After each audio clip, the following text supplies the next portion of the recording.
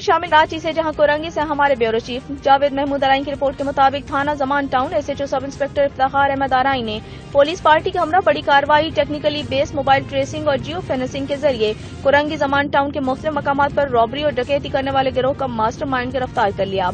गिरफ्तार मुलजिम और साथियों की CCTV फुटेज भी मौजूद है। वीडियो में देखा जा सकता है मुलजिमान किस तरह शहरियों से असलहे के जोर पर वारदात करते और फरार हो जाते हैं। गिरफ्तार मास्टरमाइंड मुलजिम के कब्जे से गैर कानूनी, गैर लाइसेंस याफ्ता असलहा, एक पिस्टल, बम एमुनेशन और 2 छीने हुए मोबाइल फोन भी बरामद किए गए।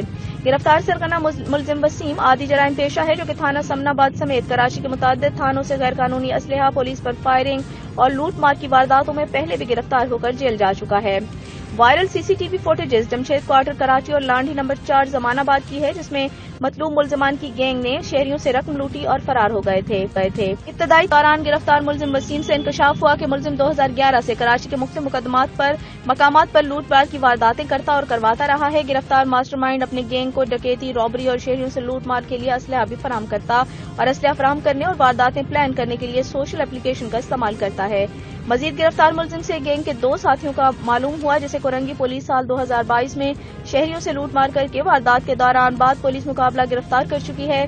गिरफ्तार मुलजिम के खिलाफ थाना जमान टाउन में मुकदमा दर्ज करके मजीद इंटेरोगेशन के लिए तफ्तीशी हुकाम के सुपुर्द कर दिया गया।